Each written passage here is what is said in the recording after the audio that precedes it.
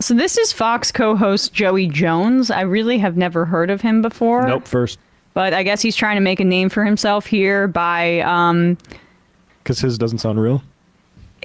I mean, to be clear, his name doesn't sound real. Oh yeah, his name doesn't sound real, and what he says here sounds like it is almost like an Onion parody of what a Fox News host would say, right? Well, and to be clear, just to give some context on this guy, he's like a former Navy SEAL or Marine or whatever, and also his name is actually Johnny Jones, but his nickname is Joey. Oh, so well, that's a huge difference. So if you look up him on Wikipedia or something, it's literally Johnny in quotes Joey Jones. Johnny Joey Jones. Correct. JJJ. Yeah. Yeah. Okay. Again, sounds like somebody who's in witness protection, but I have no other observation on that front except to say that what he suggests here is, obviously barbaric, but crosses the threshold into humorous.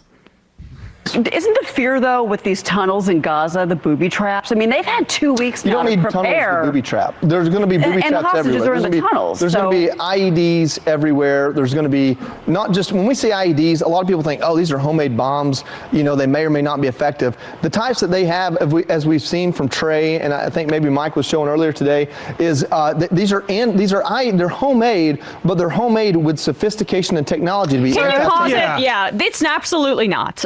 Since the Hamas attack, I want people to reckon with that the Israeli death toll has not ticked up very much.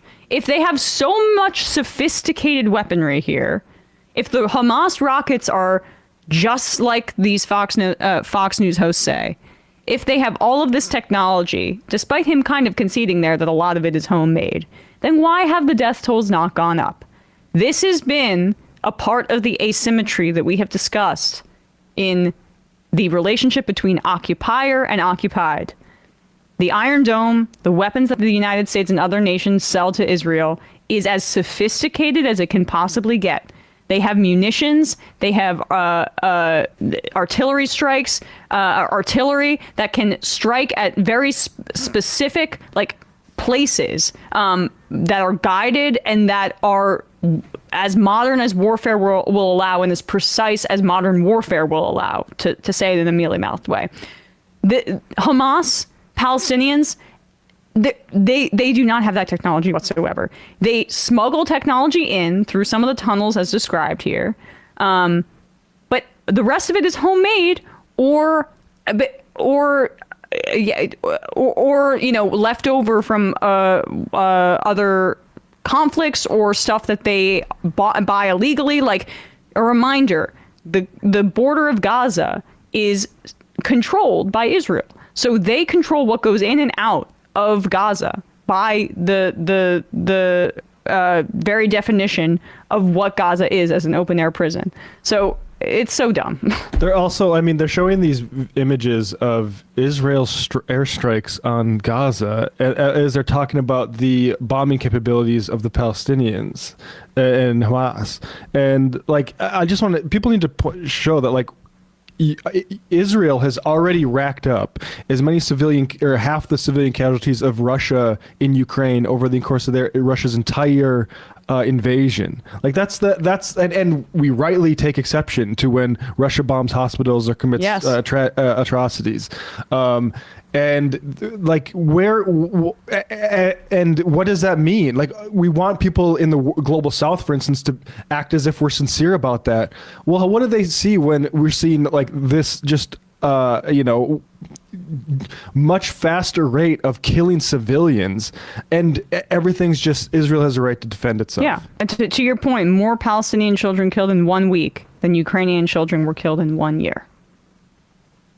To be platter charges, to be heat rounds, which creates a plasma jet and shoots through a tank and kills everything inside of it. They have sophisticated weaponry supplied to them from Iran, from what it seems to be North Korea, probably Russia and other places. Probably. They probably have some American ordnance that they've gotten a hold of through Afghanistan and other places. I don't know that, but it's certainly possible. Yeah, so they're going to be well armed, and the Israeli troops will have to go in there and they'll have to do what's called a deliberate clear which takes time. That's why they said it's going to take a month. You move inch by inch. Everything that looks like an explosive hazard in the road. Sorry to pause again. What we're seeing here is what's called managing expectations, because the truth is that Israel is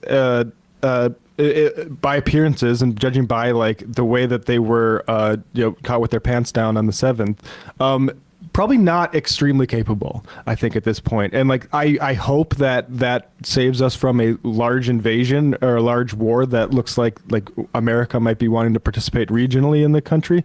But like there's a chance that they try to go into Gaza and they are just exposed as not up to snuff. Now, I'm not a military expert. Maybe that's not going to be the case. But like, to me, some of this stuff seems like, oh, we're going to try to act as if this isn't a completely massively asymmetrical thing going on right now. And actually, if IDF does start taking casualties when they invade Gaza, it's actually because there's all this Iran stuff behind it. And the reality is that they are itching to invade Gaza on the ground right now. And the only really reason that it hasn't happened yet is in part because Biden is trying to get them to slow it down, and we're having United States representatives sit in on some of the war planning here. I hope that's true. I mean, that is at least I hope that's not just what we're saying. But I mean, the ground invasion being this delayed, that's my inference, okay? And Biden is still massively failing on this, let's be clear. But behind the scenes, clearly, I think they're trying to mitigate certain things. And the IDF is getting frustrated. We'll get to his ridiculous comment in a second, but I just want to give this context because I forgot to read this earlier. This is from the Times of Israel, which is, not which an Israeli paper that is not Haaretz. It's not leaning left in that way. Right of center, yeah. Yes. The Israeli Defense Forces believe that in order to attain the government's stated objectives in the war against the Hamas terror group, the military must begin its ground offensive in the Gaza Strip sooner rather than later, the Times of Israel learned Monday. Israel says its war against Hamas is aimed at destroying the Iran-backed terror group's infrastructure and has vowed to dismantle the organization after the October 7th massacres. I just want to remind people, if Iran has backed Hamas historically, as has the government of Israel. Publicly, there have been comments by former Israeli officials to articles or outlets like the Wall Street Journal saying that this was a part of our strategy to bolster Hamas. And in 2019, Netanyahu was quoted in a Likud party meeting saying that bolstering Hamas was a part of the strategy of the Israeli government to continue to keep the Palestinians in the West Bank and the Palestinians in Gaza divided. The Times of Israel learned that after 16 days of airstrikes, the IDF has told the government that it is fully prepared for a ground offensive in the Gaza Strip and believes it can achieve the goals set out for it, even at the risk of heavy casualties to soldiers and amid ongoing attacks by Hezbollah in the north. But the military fears that the government may not ever give the order to begin the ground offensive or postpone it for a lengthy period. The ground offensive, I feel, is inevitable. Forever? Yeah. Should the army need to move its focus to the northern front instead of Gaza, it is confident that they can pivot within just a few days. The IDF has already heavily bolstered the Lebanon border, but most forces remain near Gaza ahead of the expected ground offensive. Regarding the 222 confirmed hostages held by Hamas, this is the key part, and other terrorist groups in the Gaza Strip, the military has been preparing for the possibility of rescue operations amid the ground offensive, according to information seen by the Times of Israel. The army is concerned that further hostage releases by Hamas could lead the political leadership to delay a ground incursion or even halt it midway. On Friday night, Hamas released an American mother and daughter, according to some reports. This contributed to a postponement of the ground offensive in light of hopes that more could be freed. Still, the IDF believes that an offensive may actually pressure Hamas to release further hostages. The point here is that the military apparatus in Israel is worried that hostages and their humanity are going to delay what they really want to do, which is go into Gaza with a bunch of guns and shoot people. Okay? The hostages are a propaganda object to the Israeli war planners, and nothing more than that. And that they've become such a propaganda object for defenders of Israel in this country is something that I think really needs a lot of attention. Just to read it again, the army is concerned that further hostage releases by Hamas could lead the political leadership to delay a ground incursion or even halt it midway. That is the concern that they're leaking to the Times of Israel. Not about the hostages, who are, by the way, in Gaza, most likely, and that's where they're bombing. So their actions and this rhetoric in the Times of Israel shows that the hostages are secondary to a lot of the most bloodthirsty people in the Israeli government, and the goal is the ground invasion. Here we go. Probably not going to do like we did and remove it, but you're probably going to at least try to blow it where it's at so you can move past it. Every time you miss one and it disables a vehicle, hopefully it doesn't kill anyone. Well, now you've got a vehicle sitting there you've got to maneuver around, or if you need to, take with you. Every time you have a casualty, you've got to medically evacuate that person because you're not going to let them die on the battlefield. The fact that we fight wars the way we do leads to our detriment. What they should do, and I say this in a little bit of a jest, so I'm sure somebody will take this clip and have fun with it, but all those trucks lined up at the border with humanitarian aid, stack them full of fighters and get them in there like a Trojan horse. If you want to win a war, you have to be willing to fight a war. Unfortunately, we don't do that because we care about human life and we care about innocent life. And the last thing I'll say is, I want to see all the Palestinians. I want to hear that again. Unfortunately, we don't do that because we care about human life. But isn't that what he just suggested? I want to go back 20 seconds. Yeah, there's a little bit of inconsistency here with this war pig. Is it unfortunate, or is he just saying that just to cover his ass?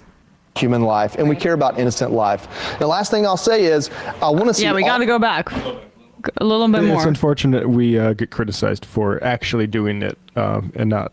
Yeah. Little bit of a jest, so I'm sure somebody will take this clip and have fun with it, but all those trucks lined up at the border with humanitarian aid, stack them full of fighters and get them in there like a Trojan horse. If you want to win a war, you have to be willing to fight a war. Unfortunately, we don't do that because we care about human life and we care about innocent life. We don't support this war. And the last thing I'll say is, I want to see all the Palestinians that don't support Hamas. I mean, the only Palestinian we don't need to go on with that. Yeah, Hamas is a terrorist group, but at the same time, all the Palestinians need to stand up in the streets and say no. There's a couple things, like, first of all, like, American public doesn't want a war. People are way, way more in support of a ceasefire than a fucking war on Palestinians. I mean, and then also, there's a problem in this because, like, him saying that it does a lot of damage, because to the extent that we actually do want to do any good in the world, it's now going to be looked at with a side eye as if it's going to be some sort of cover for some covert operation, which is exactly what Obama did actually in the Osama bin Laden thing, when they used a vaccine initiative as a way to find out where confirm Osama bin Laden's whereabouts. And that is like, okay, then a pandemic comes 10 years later, and all of a sudden, like, I mean, not that we had a whole lot of credibility anyway, since we were just hoovering up all the vaccines and patenting it and stuff like that, but there's this idea, right? Our foreign policy, there's two views of it. Timothy Gill, who was on American Prestige, talked about this. There's the neo-Tocquevillian, which is that we're going to export democracy, right? Which is what our State Department likes to pretend we're doing in all these different places.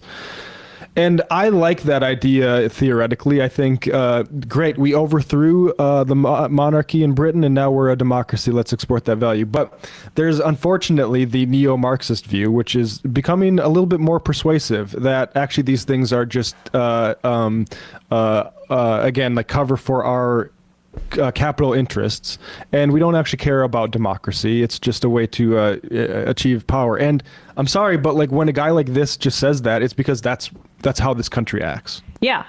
It is increasingly tilting much more towards what you're saying there. Later in the clip, he says, quote, "You are fighting an idea that Israel is this major oppressor that will create the next iteration of Hamas as soon as you get rid of this one." You're fighting that idea. We don't need to play it. The guy's a goon. But yeah, it's just, it's an inconvenient idea because it's true. It is. And the cycle of bloodshed is never going to create something more humanitarian in its wake, and there is an understanding of that, and I think intellectually people get that, but they're unable to put aside their reflexive hatred of Muslims, of Arabs, of Palestinians, of poorer people who don't have a voice. People are uncritical about the fact that Palestinians don't get a voice in our media, and they are more willing to side with white passing figures who are more wealthy, and Israel's a first world country, and people can identify with Israel in that way. But that is the reality, is that more violence is going to create a more unstable situation, and that is the exact reality that led to the Hamas attack on October 7th, Yep. which was the unstable, violent reality of the occupation. The violent project of demographic replacement is unsafe for everybody. It's unsafe for, of course, Gazans and people in the West Bank, Palestinians broadly. It's unsafe for Israelis, as we know. It's not making things safer in America or anywhere else for Jewish people, or even Americans generally. Like, we see all of these bombings happen, and like, I'm sorry, like this is like the entire world sees this. They see people getting bombed in malls and bombed in churches and bombed in hospitals, and they see all this stuff, and they see America's response to it. And I'm sorry, that's provocative. That is provocative that we are so tied up with this project of violence and continued raising. We are being provocative right now, and it's making everybody unsafe.